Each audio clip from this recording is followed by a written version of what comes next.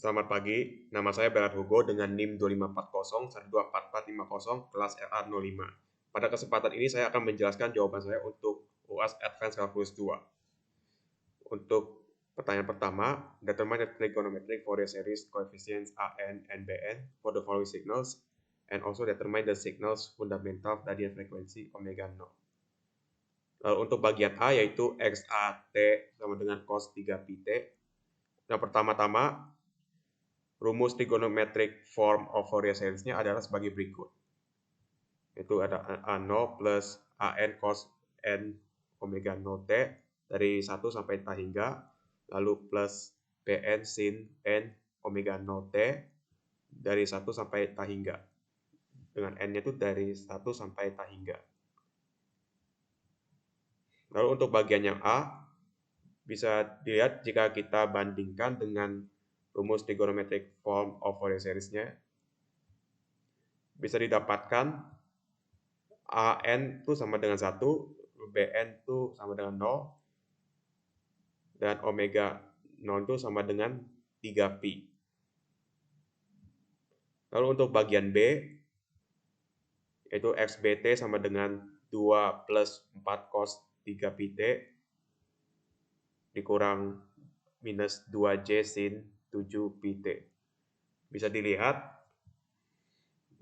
bisa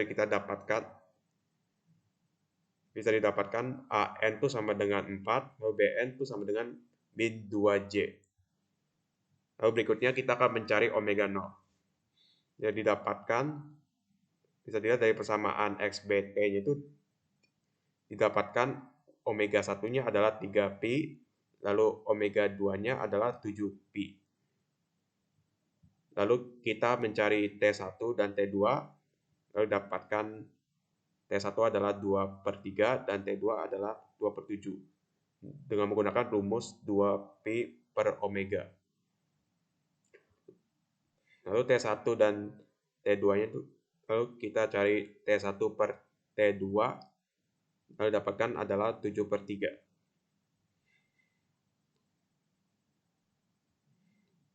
Angka berikutnya, kita mencari T0 dengan menggunakan rumus ini T1 kali X, di mana X itu adalah pelipatan persekutuan terkecil dari penyebut T1 per T2, yaitu 3.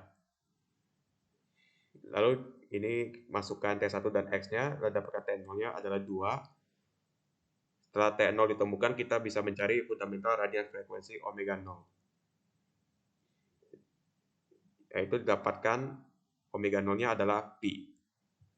Sehingga dari persamaan XBT, jawabannya adalah AN itu sama dengan 4, BN sama dengan min 2J, dan omega 0 sama dengan pi. Berikutnya, pertanyaan nomor 2. By their integration, find the Laplace transform and the region convergence of the following functions. Untuk bagian A, yaitu UT min 1. Dengan menggunakan Laplace transform, bisa didapatkan pada masing-masing standar signal. Dapatkan UT di Laplace transform menjadi 1/S. Dan UT min 1 jika Laplace transform, hasilnya adalah 1/S E pangkat min S, dengan region of convergence-nya itu lebih besar dari 0. Lalu dapatkan hasil Laplace transform untuk bagian A adalah ini, yaitu 1/S min 1/S kali E pangkat min S dengan region of convergence-nya itu lebih besar dari 0.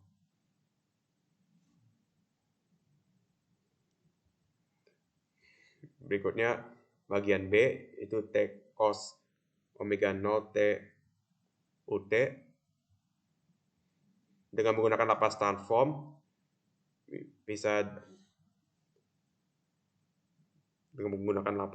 bisa dilihat ini cos omega 0 T UT menjadi ini sebagai menjadi ini.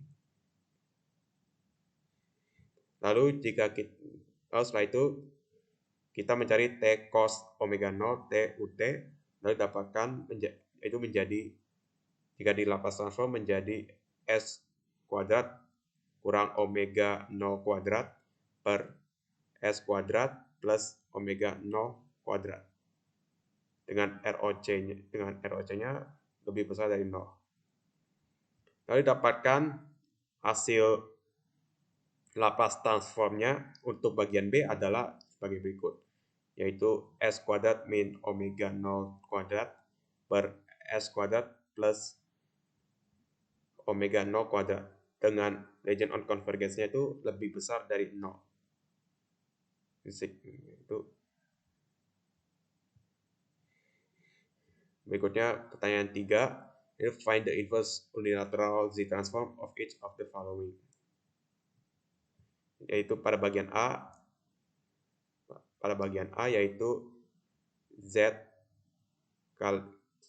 dalam kurung Z min 4 tutup kurung per Z kuadrat min 5Z plus 6.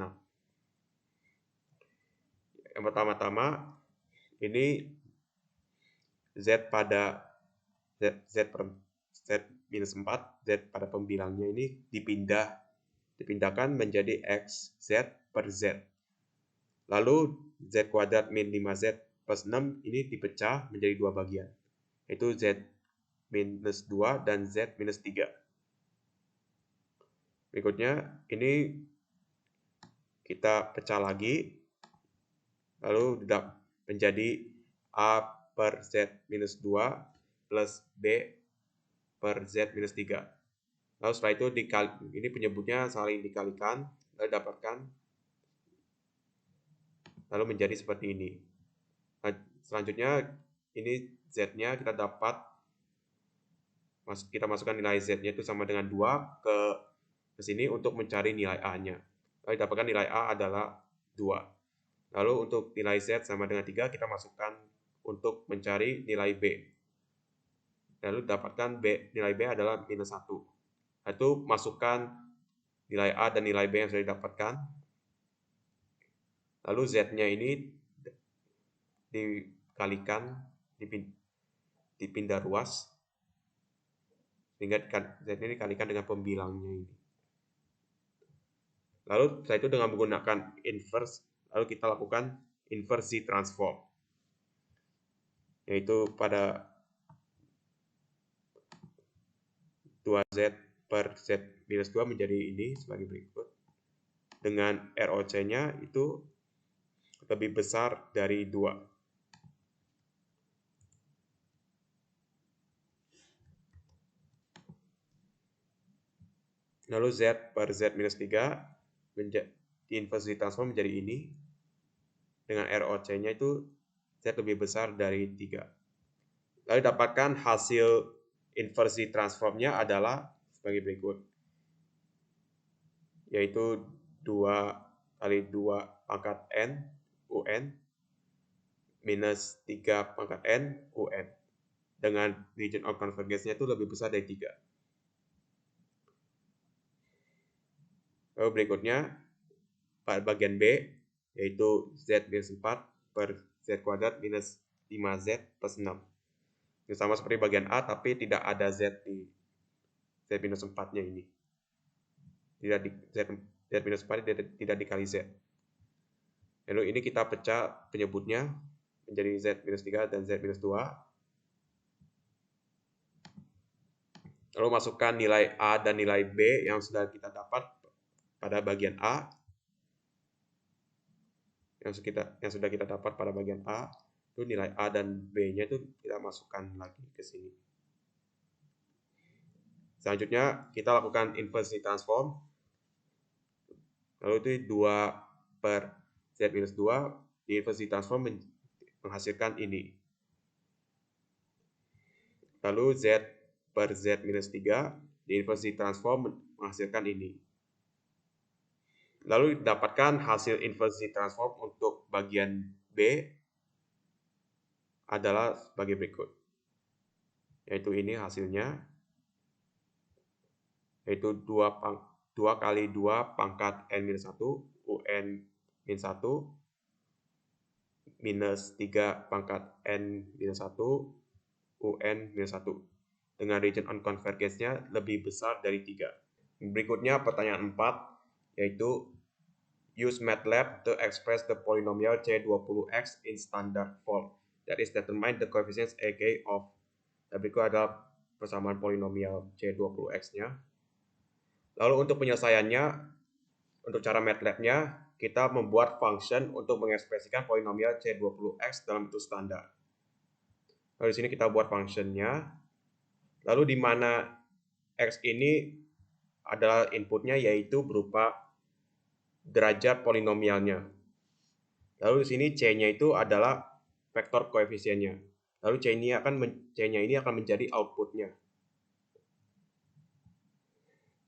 Lalu di sini adalah koefisien polinomial awalnya, yaitu Y dan Z-nya. Nah, ini berisi koefisien awal polinomialnya, yaitu 1, 0, vektor 1, 0, dan 1. Lalu di sini kita menggunakan looping dari 2 sampai X, atau dari 2 sampai X yang akan di input. Lalu di sini kita lalu di sini ada A, yaitu yang berisi convolution 1 vektor 1, 0, Y. Lalu setelah itu di sini ada B yang berisi zeros dari 1 sampai dengan panjang dari array Y dikurang panjang dari array Z plus 1. Lalu Z. Lalu setelah itu A dan B-nya ini dimasukkan ke C-nya. Lalu C-nya ini disama dengankan 2 kali A minus B.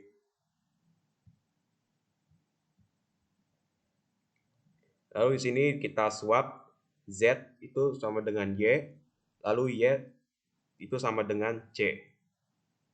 Lalu N ini untuk mengakhiri looping, dan N ini untuk mengakhiri function-nya. Setelah itu, jika kita panggil di command window, yaitu nama function-nya quest4, lalu X-nya kita masukkan 20, karena ini C20, jadi kita masukkan 20. Setelah di-run, dapatkan hasil koefisiennya adalah sebagai berikut. Bisa dilihat ini hasil koefisiennya, yaitu dimulai dari 524,288 yang berderajat, yang X-nya itu berderajat 20, lalu sampai 1 yang X-nya berderajat 0.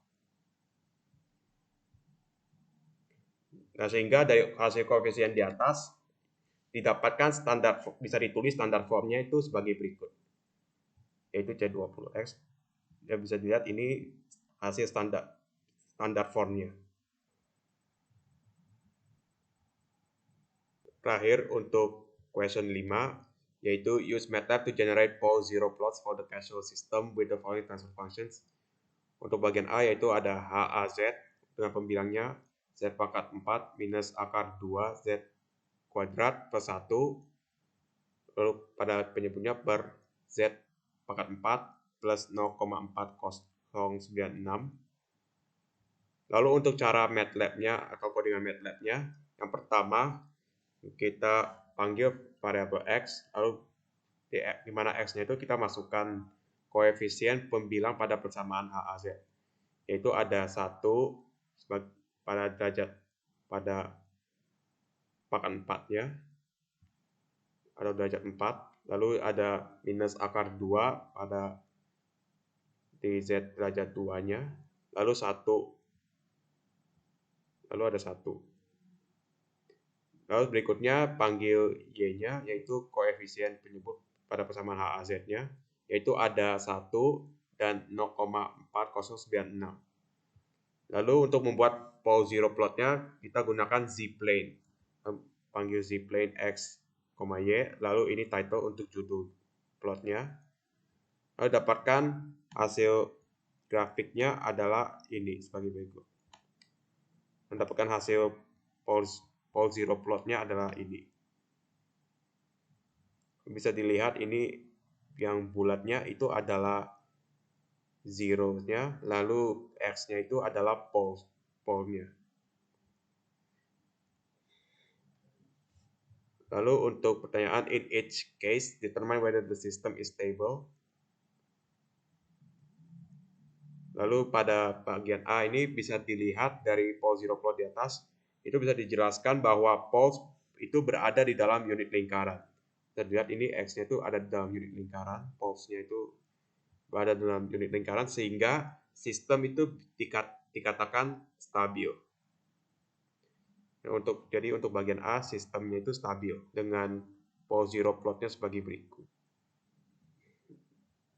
Dan untuk bagian B, yaitu ada HBZ sama dengan pada pembilangnya min 3Z pangkat minus 1 plus 3/4 Z pangkat minus 3. Lalu pada penyebutnya ada 3 plus 3/2 Z pangkat minus 2 plus 2Z pangkat minus 4. Untuk cara MATLAB-nya, berikut ini ada codingan MATLAB-nya. Yang pertama-tama kita panggil X, lalu kita masukkan X-nya ini dengan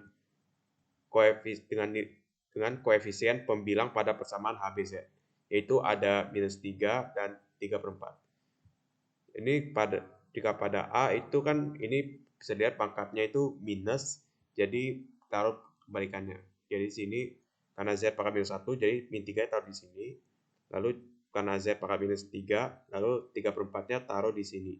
Lalu untuk Y-nya itu koefisien penyebut pada persamaan HBZ, yaitu ada 3/2 dan 2. Lalu masukkan. Lalu selanjutnya yaitu membuat pole zero plotnya dengan menggunakan Z-plane juga. Dengan menggunakan Z-plane.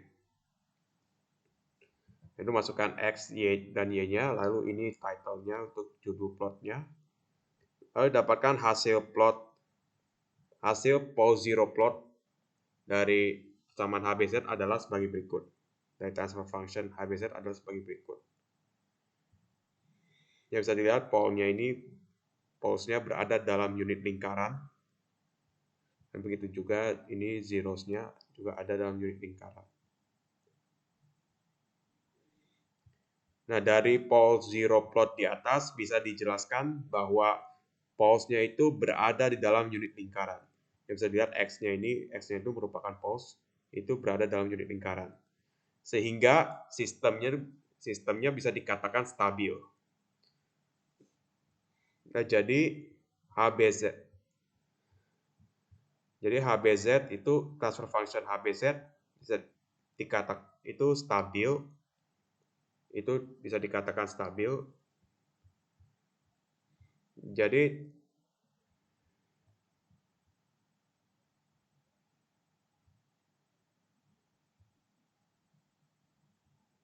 Jadi transfer function HBZ itu stabil sistemnya, jadi sistemnya stabil